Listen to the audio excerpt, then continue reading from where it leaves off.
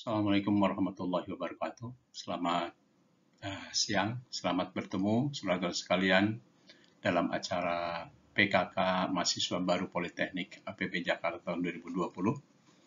Pertama-tama saya ucapkan selamat saudara-saudara sekalian sudah diterima di APP dan bergabung menjadi keluarga besar Sivitas Akademi Politeknik APP Jakarta.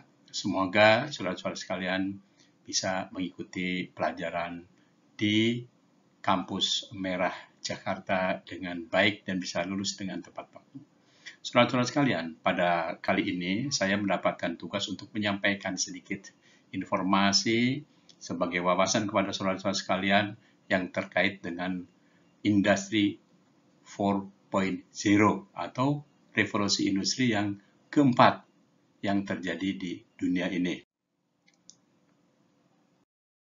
Saudara-saudara sekalian, bisa kita perhatikan sebelum kita bercerita jauh tentang revolusi industri 4.0 atau revolusi industri keempat yang sekarang melanda dunia, mungkin saya ingin menyampaikan dulu apa yang mungkin juga saudara sudah ketahui terkait dengan bagaimana terjadinya perubahan-perubahan di dalam dunia industri, ya. Dalam sejarah dunia, saudara mungkin sudah pernah mendengar apa yang disebut dengan revolusi industri yang pertama kali terjadi. Pertama terjadi revolusi industri adalah ketika manusia teknologi menemukan mesin uap. Nah, dengan adanya mesin uap ini mendorong munculnya kegiatan-kegiatan yang lebih cepat, lebih mudah dengan tenaga uap. Misalnya ada kapal uap, kereta api uap, kemudian peralatan-peralatan industri digerakkan dengan uap. Apa yang terjadi? Itu karena ditemukannya bagaimana manusia menemukan bahwa apabila air dididihkan, kemudian menghasilkan uap itu bisa mempunyai tekanan yang tinggi, sehingga dia bisa menggerakkan kapal laut, menggerakkan kereta, menggerakkan mesin-mesin industri. Dan sampai sekarang juga ada sebagian yang masih digunakan teknologi uap tersebut. Nah, itu berlangsung cukup lama dan dengan revolusi ini manusia bisa menghasilkan produk lebih cepat, ya, lebih besar dan sebagainya. Dan itu berlangsung penggunaan itu sampai 100 tahun kemudian ditemukan kembali sesuatu yang baru, yaitu manusia menemukan tenaga listrik. Dengan adanya tenaga listrik, manusia di dunia ini kemudian bisa membuat mesin-mesin yang digerakkan dengan listrik, dengan motor listrik, ya. Sehingga apa? Disinilah mulai terjadi kita bisa membuat produk-produk dengan jumlah yang banyak, produksi barang yang banyak dengan cepat dan sebagainya. Disinilah mulai dikenal dengan adanya mass production atau produksi dalam jumlah besar. Nah, itulah 100 tahun kemudian atau tepatnya tahun 1900 Masehi. Nah, kemudian kurang lebih 100 tahun kemudian, manusia terus melakukan penelitian, mendapatkan inspirasi, mengamati secara fisika, teknologi elektronika, dan sebagainya, kemudian menemukan inovasi teknologi yang baru yang disebut dengan teknologi informasi. Ya, kita kenal dengan komputer. Kita mengenal adanya personal computer. Mulailah ditemukan otomasi. Ya, mungkin kita bisa lihat lebih jauh lagi. Nah, setelah itu baru masuk ke era sekarang, ya, era sekarang. Mulai terjadi yang disebut dengan revolusi industri yang keempat, di mana ditemukan hal-hal yang lebih sophisticated lagi, yang lebih menakjubkan lagi, di mana kegiatan manufaktur bisa terintegrasi dengan menggunakan teknologi wireless. Jadi tidak usah pakai kabel, sudah bisa mengendalikan sesuatu. Dan kemudian kita mengenal dengan ada big data secara masif. Apa itu? Data di mana-mana kita bisa temukan. Anda ingin tahu tentang durian, bisa klik di Google, keluarlah cerita tentang durian berbagai macam. Kita ingin informasi dari ujung dunia sana, kita buka. Kita mencari informasi tentang apapun, tentang obat, tentang masak. Ingin belajar masak sekarang, kita tinggal buka Google, kita bisa dapatkan. Itu yang disebut dengan big data. Dan tersedia untuk kita semua. Kita lanjutkan lagi. Tadi hampir sama dengan tadi, ceritanya adalah ya bagaimana ditemukan mesin uap. Kemudian kita mulai pada abad 20 kita menemukan mesin listrik sehingga kita bisa membuat suatu production line, ya, jalur produksi yang continue karena ada listrik. Kita bisa menggerakkan mesin-mesin dengan listrik, ya. Kemudian tadi ditemukannya komputer. Ada yang disebut dengan Programmable Logic Control atau PLC, di mana alat ini bisa mengatur mesin-mesin tersebut secara otomatis. Misalnya mengisi botol minuman di pabrik, ya, dia setelah penuh dia akan berhenti sendiri, terus botol berikutnya akan bergerak, dan seterusnya dan seterusnya. Nah, di sini mulai ditemukan peralatan-peralatan yang computerized.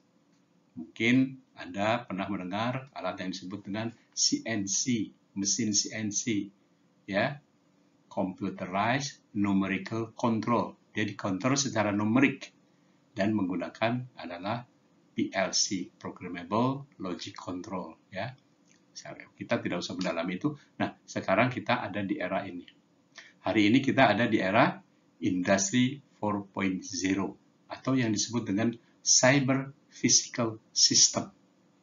Ini yang luar biasa, ya. Di sini dikatakan di mana-mana semuanya manusia, mesin, dan dalam waktu yang sama dengan data, dia bisa terkoneksi. Dimanapun. Anda pergi kemanapun, tinggal buka komputer mencari informasi apa. Anda dimanapun, saya di Indonesia, teman kita di Beijing misalnya, kita bisa rapat, kita bisa diskusi, ya, kita bisa mengirim informasi, tolong kerjakan pekerjaan ini, kita kerjakan di Jakarta, atasan kita sedang di Medan, dia minta bantuan, tolong dibuatkan narasi apa dan sebagainya, kita bisa kirim. Kapanpun bisa terkoneksi dengan apapun, bahkan kita bisa menjalankan mesin dari rumah kita, menjalankan mesin di pabrik. Nah, itulah era yang sekarang, ya. Itu yang disebut dengan Industri 4.0. Kita lihat apa itu Industri 4.0. Di sini menggambarkan, ya. Jadi industri yang keempat ini disebut industri generasi keempat. Tadi generasi pertama generasi mesin uap, generasi kedua adalah generasi ditemukannya listrik, peralatan listrik, motor listrik, mesin-mesin listrik, sehingga kita bisa memproduksi secara massal. Kemudian ketiga ditemukannya computerized, ya, kita bisa melakukan memprogramkan kegiatan-kegiatan kita dengan mesin, dihubungkan mesin dengan komputer. Dan yang keempat ini adalah ini, industri yang menggabungkan teknologi otomasi dengan teknologi cyber. Teknologi cyber itu apa? Yaitu sesuatu yang maya, ya, yang kita tidak melihat tapi nyata. Ya, kita memerintahkan komputer kita yang secara fisik ada untuk mencari data, untuk mengirim foto, untuk bisa melihat teman kita di sana. Kita bisa mengobrol dengan jarak jauh dan sebagainya. Itulah teknologi cyber. Otomasi digabungkan dengan berbagai peralatan.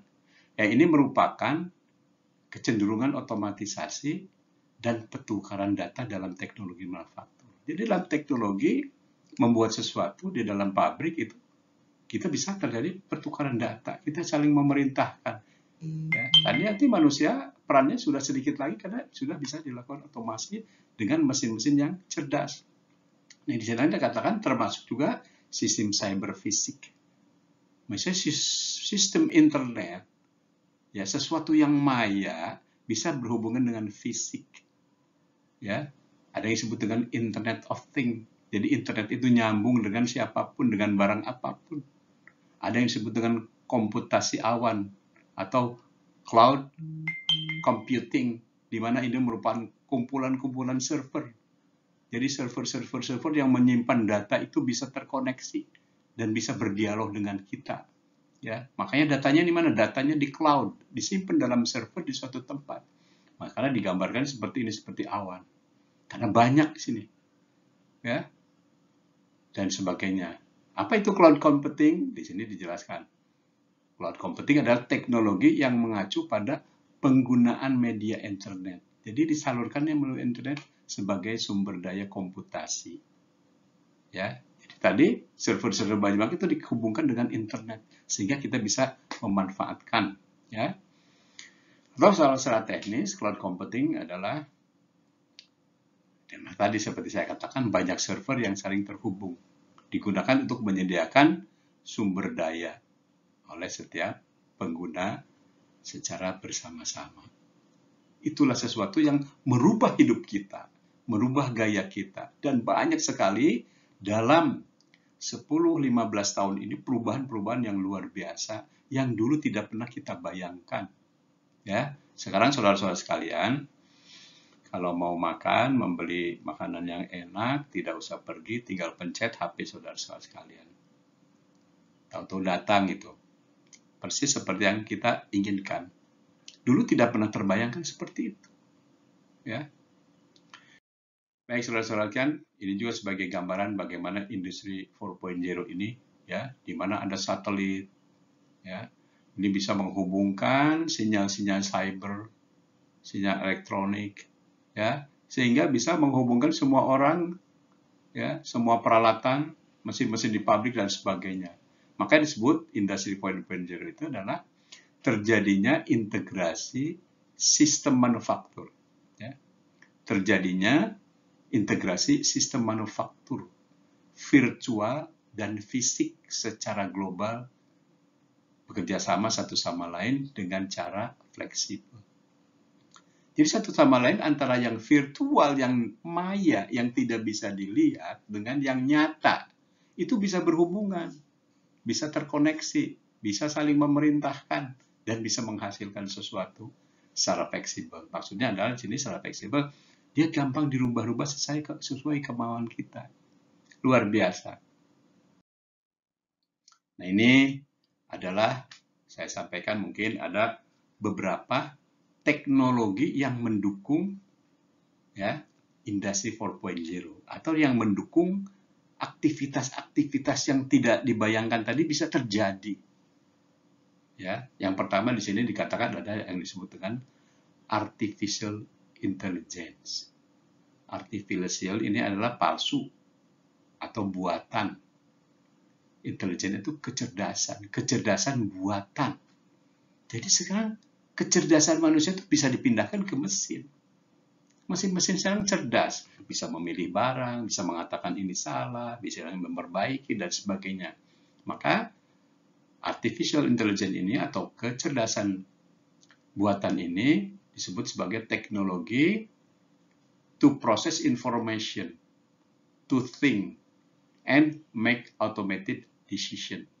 Jadi dia informasi yang masuk ke dalam mesin tersebut, ke dalam peralatan tersebut, karena peralatannya cerdas, dia bisa pikirkan apa yang harus dia lakukan. Kemudian dia melakukan keputusan, melakukan tindakan. Ya. Ini tidak harus manusia lagi yang misalnya memilih mana barang yang baik, mana yang jelek. Dia udah bisa memilih sendiri. Kemudian dilihat bahan ini harus diapakan. Dia bisa melihat barang ini rusak, bisa melihat dan sebagainya. Yang kedua adalah teknologi Internet of Things. Internet yang bisa menghubungkan dengan apapun. Semua bisa terhubung. Ya, internet yang tadi disebut juga cyber. Ya, paham pasti saudara-saudara sekalian karena hidup tumbuh di era internet, jadi sudah paham sekali dan sudah banyak menggunakan. Ya, internet itu merupakan interconnection of computing device embedded in everyday object. Ya, jadi internet ini yang menghubungkan alat-alat yang punya kemampuan komputasi, ya, komputer yang terpasang di dalamnya, dan itu terjadi setiap hari. Ya, Anda kemanapun sekarang, ya kan, WA. Jelas itu Internet of Things. WA itu basicnya adalah internet. Mau kirim foto lewat WA, mau bekerja, apalagi sekarang handphone kita adalah udah smartphone. Bisa sebagai komputer, bisa sebagai penangkap gambar, bisa mengirim gambar, mengirim berita, dan sebagainya. Nah, itulah teknologi Internet of Things. Ya, kita malahan sekarang ada kacamata di negara-negara tertentu yang memang digunakan oleh intelijen, dia bisa langsung melihat di sininya sudah ada data bahwa orang-orang yang akan ditangkap adalah yang mukanya seperti ini, tingginya seperti ini, datanya seperti ini. Jadi dia pakai kacamata itu, begitu ada orang seperti itu langsung ditangkap oleh kacamata ini, itu dia. Bisa dikunci, bisa langsung dilaporkan ke data dia posisinya ada di mana. Nanti yang lain akan bisa menangkap orang itu. Banyak sekali, ya. Kemudian ada lagi advanced robotic, robot.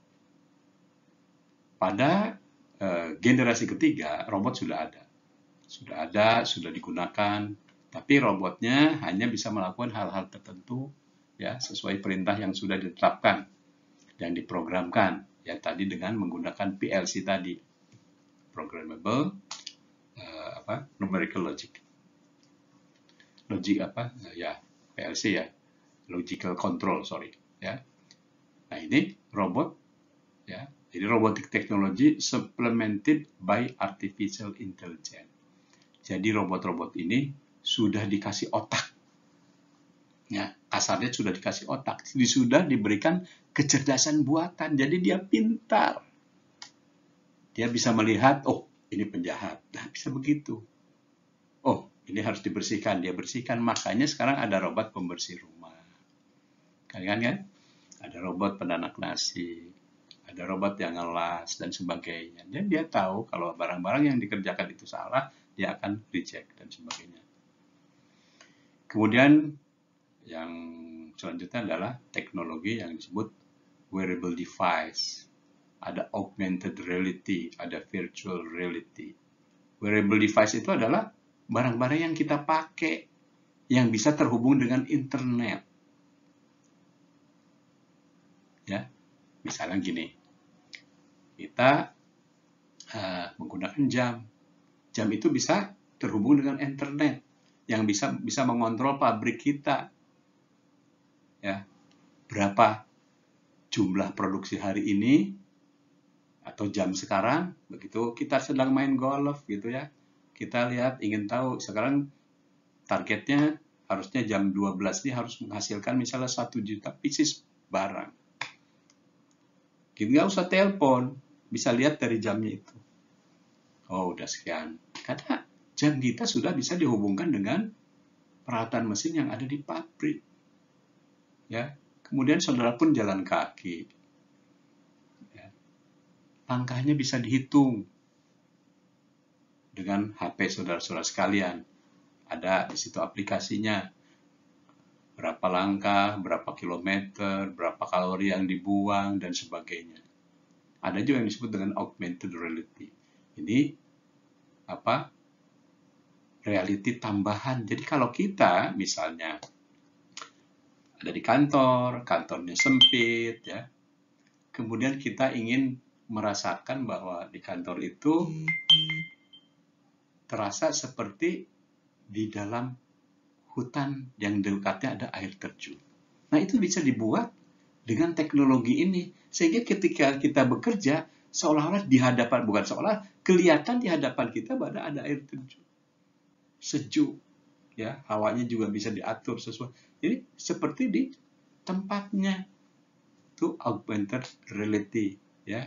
Nah, itu sudah misalnya waktu tahun lalu Bapak Jokowi pidato misalnya menyampaikan tentang kemajuan pembangunan di dalam negeri. Kemudian dia cerita tentang laut. Langsung di depannya ada kapal lewat. Kita bisa melihat seperti itu. Nah, itu suatu kenyataan yang dulu tidak pernah terbayangkan, ya. Ada dua yang disebut dengan virtual reality.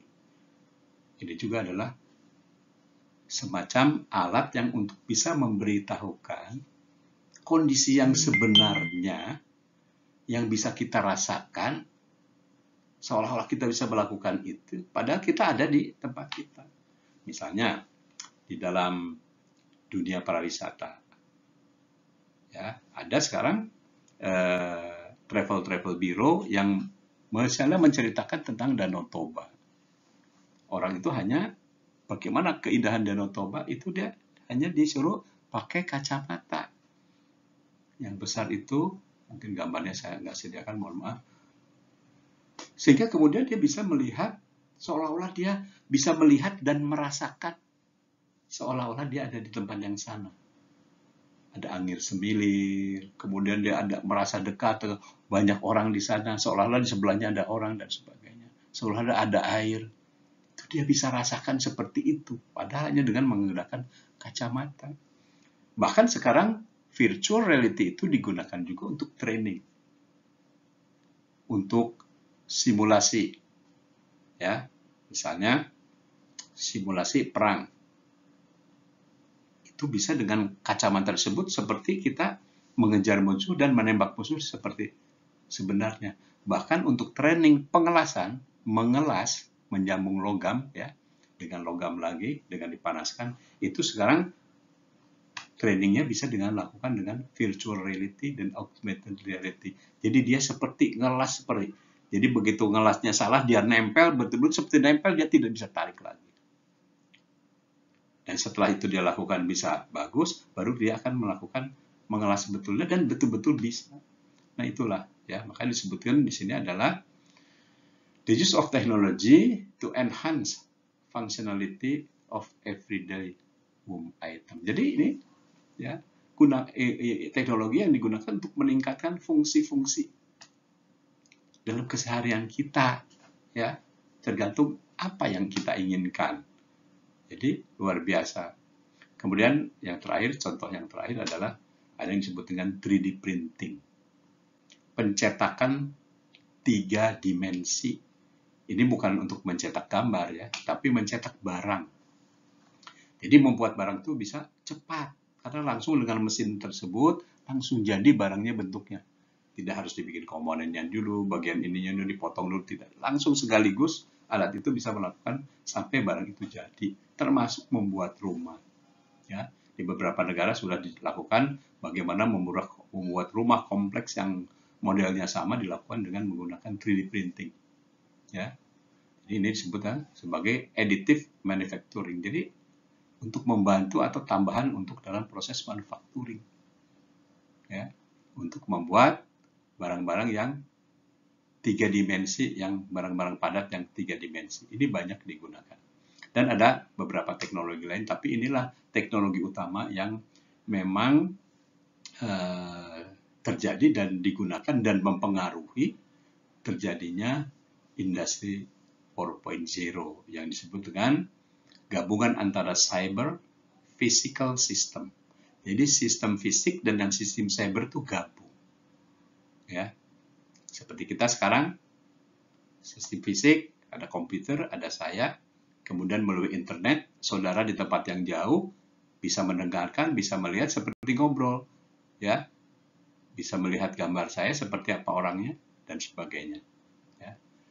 Luar biasa. Baik, kita lanjutkan lagi. Ini juga sebagai penjelasan mengenai Industri 4.0 atau terkait dengan Internet of Things. Apa itu Internet of Things? Ya. Atau juga disebut juga Internet of Things tersebut disebut juga Internet of All Things karena dia bisa berhubungan dengan barang apa saja, peralatan apa saja, dengan manusia juga. Ya. Di sini dijelaskan sebagai relasi antara hal-hal, yaitu produk, layanan, tempat, dan sebagainya.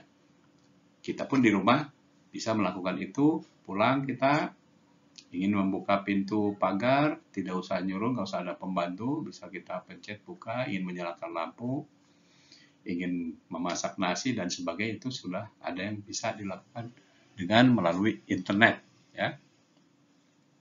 Jadi pada era revolusi keempat ini, revolusi industri keempat ini penuh dengan dunia digital, dunia komputerisasi, serta teknologi artificial intelligence, kecerdasan buatan, ya, dan memiliki banyak dampak positif, ya.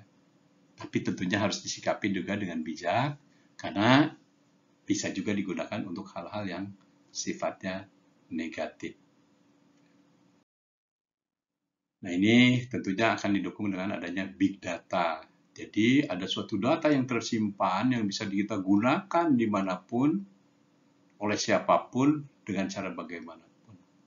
Ya, oleh karena itu sekarang sekolah-sekolahnya nanti kuliah mencari bahan-bahan, diajarkan dosen mungkin hanya sebagai triggernya, cerita tentang topik tertentu, misal topik marketing.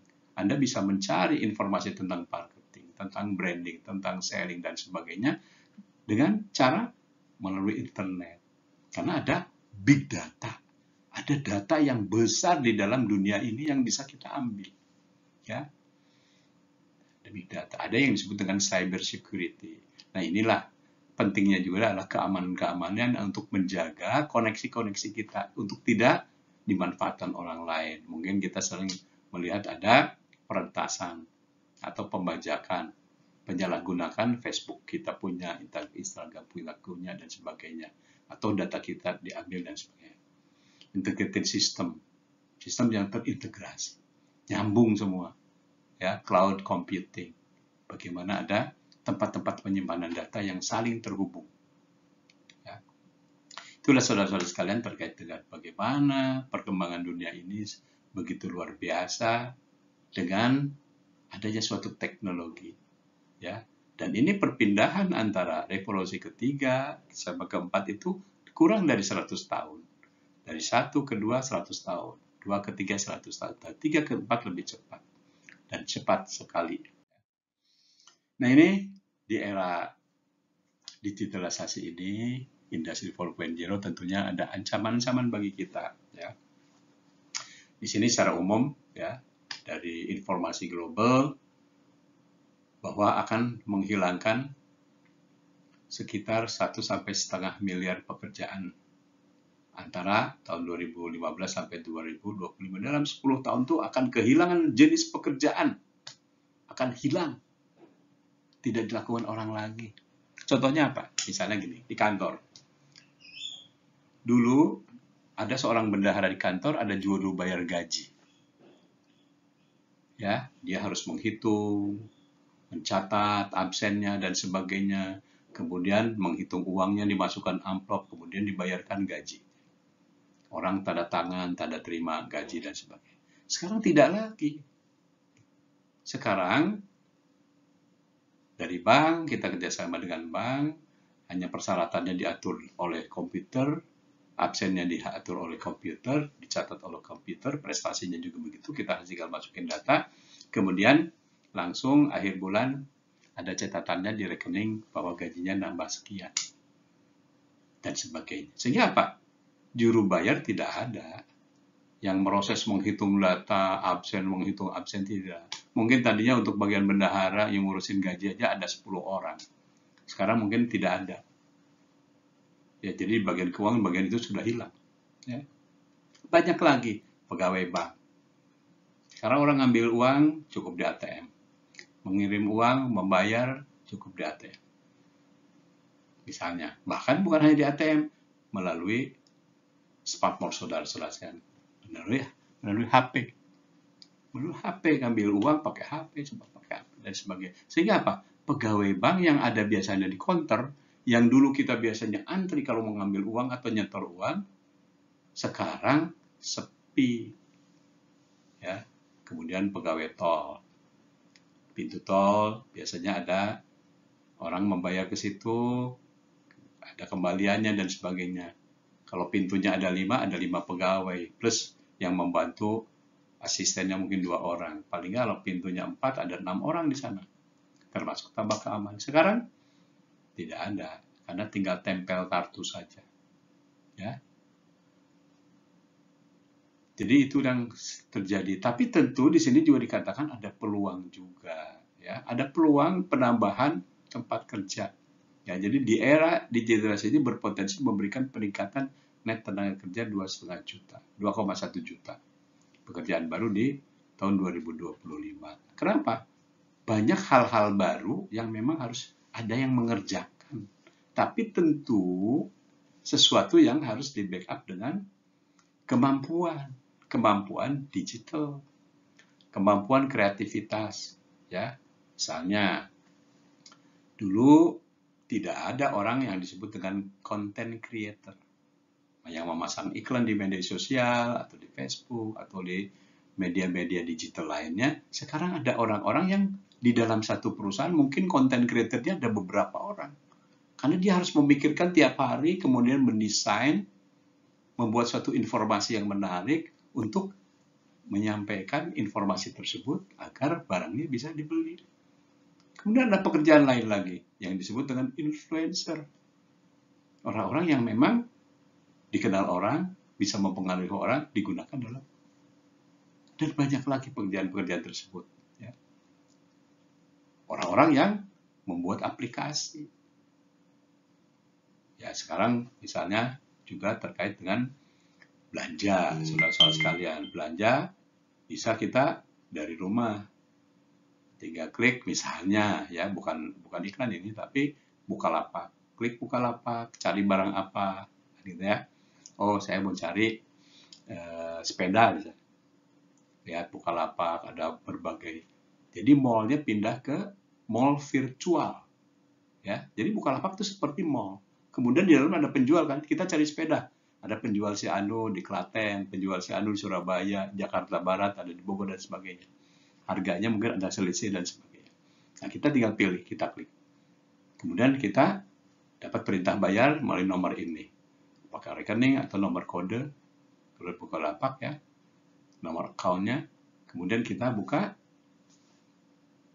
aplikasi online banking kita. Kemudian bayar dengan akun yang dikasih. Karena di situ online banking kita di situ ada menu transfer, ada menu bayar. Menu bayar kita klik, kita akan bisa membayar. Cukup seperti itu, bisa sambil tiduran kita belanja. Kemudian 1 hari, 2 hari kemudian tiba-tiba ada yang ngirim paket. Tumbuhlah pekerjaan pengirim paket. Tumbuhlah pekerjaan yang menyewakan gudang. Dan sebagainya. Baik, kita lanjutkan lagi. Nah, ini juga gejala yang kita rasakan. Ya, tadi Bukalapak mungkin belum saya ceritakan, Tokopedia hampir sama ini. Tapi ada lagi adalah taksi. Timbulnya teknologi ini, kemudian orang tidak harus mendaftar lagi waktu awal-awal pertama, ya. Gojek, misalnya Grab, membuat sistem, menggunakan aplikasi, kemudian orang daftar, tidur-tiduran di rumah, tahu-tahu ada order, mau tadi antar sana, baru dia berangkat. Tukang taksi nggak usah keliling-keliling, ya. Grab itu nggak usah. Nunggu aja. Nanti ada, oh ini dekat di posisinya, dia kejar. Langsung, oke, yes. Dia samperin. Kemudian kita pun nggak perlu punya mobil lagi. Maksudnya kebutuhan mobil mungkin sekarang belum begitu terasa, tapi kedepannya akan. Gojek, ya, contohnya ya Grab. Bahkan sekarang sudah merambah, ada GoFood, ada GoClean, ya, GoGoan itu yang grupnya Gojek, ya. Jadi kita mau bersihin rumah, tinggal pencet-pencet, terhubung dengan GoClean, datang yang bersihin rumah. Jadi mungkin besok-besok nggak usah lagi punya pembantu, atau kita nggak usah membersihkan sendiri. Yang berat-berat bisa seminggu sekali kita. Anda pegel-pegel mau pijit, capek nih habis olahraga, atau mungkin ada orang yang suka senang dipijit, ya tinggal panggil Go Massage, GoFood, ya semuanya seperti itu, ya. Jadi di sini masalah sampai mempengaruhi si keputusan politik. Karena apa? Pemilik taksi demo protes ke pemerintah karena bisnisnya terganggu dan sebagainya. Akhirnya pemerintah sibuk membuat aturan dan sebagainya. Nah, inilah dampak-dampaknya. Tapi itu teknologi ini nggak bisa ditolak, sehingga pemerintah pun tidak melarang. Tapi bagaimana mencari transisinya, jalan tengahnya supaya bisa berjalan dengan baik. Baik, saudara-saudara, kan kalau waktunya sudah pendek, di sini ada dampak positifnya, dampak negatifnya tadi ya, kehilangan pekerjaan, tapi ada pekerjaan baru ya. Ya, tapi di sini juga dampak negatif ada serangan cyber ya, investasi SDM sebagainya. Mungkin saya cepatkan saja. Nah, ini titik-titik perubahan yang akan terjadi ya, bahwa sebentar lagi tahun 2005 diperkirakan ya oleh World Economic Forum Teknologi yang dilakukan di Swiss waktu itu, bahwa sebentar lagi ada 10% di Amerika ya, atau manusia menggunakan pakaian yang sudah bisa terhubung dengan internet. Jadi baju berupa baju. Ya, dia bisa telepon lewat bajunya, dia mencari data lewat bajunya dan sebagainya. Kemudian tahun 2025 apoteker ada yang pakai robot. Jadi begitu kasih data, obatnya dia bisa meracik obat sendiri dan sebagainya.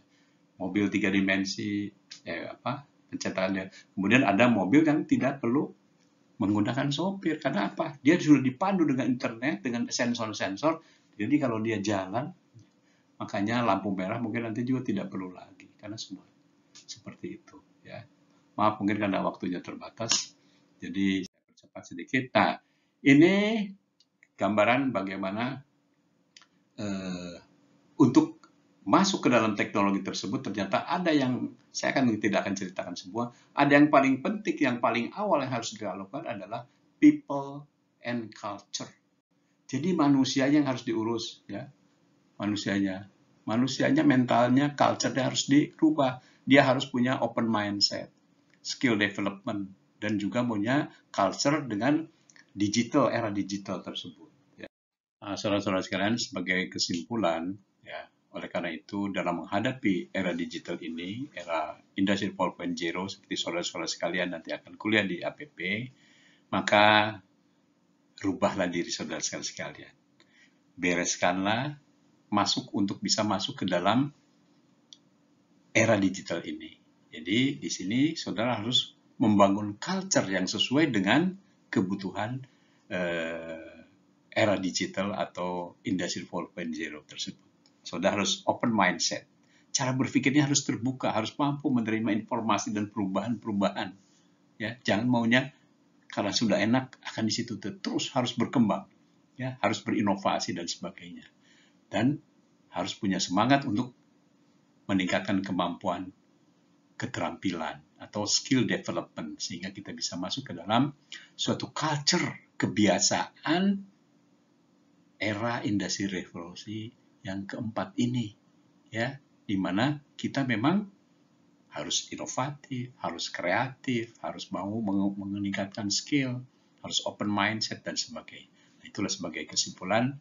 Demikian kami sampaikan. Selamat mengikuti kuliah di Politeknik APP. Semoga Anda berhasil untuk bisa menyelesaikannya dengan baik. Terima kasih. Assalamualaikum warahmatullahi wabarakatuh.